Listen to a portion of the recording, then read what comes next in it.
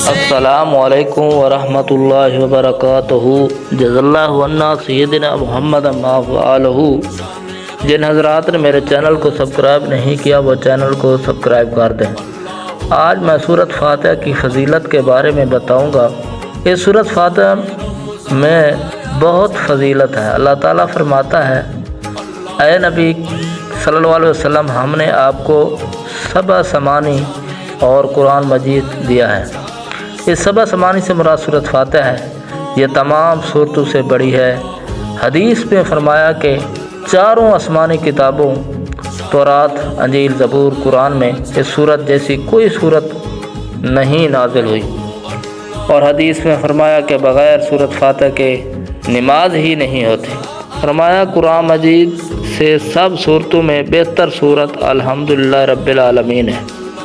حضرت صائب بن زید رضی اللہ عنہ سے روایت ہے، رسول اللہ صلی اللہ علیہ وسلم نے مجھے سورۃ فاتحہ پڑھ کر دم کر دیا تو رسول اللہ صلی اللہ علیہ وسلم نے سورت کو رقیتہ فرمایا۔ ایک صحابی نے سانپ کے کاٹے ہوئے کو دم کیا، اللہ تعالیٰ کے حکم سے وہ اچھا ہو گیا۔ رسول پاک صلی اللہ علیہ وسلم نے فرمایا، سورۃ فاتحہ ہر بیماری کے لیے شفا ہے۔ ایک روایت میں ہے کہ قرآن سب دواؤں سے بہتر دوا ہے۔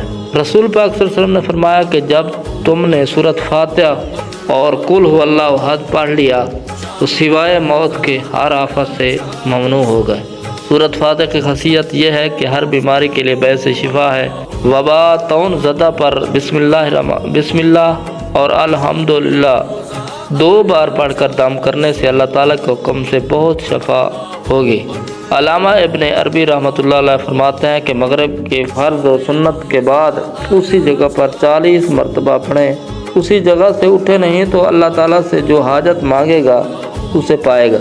اگر ایک قیدی 121 بار پڑھ کر بیڑی پر 10 بار دم کرے تو اللہ تعالیٰ کے حکم سے رہا ہو جائے گا۔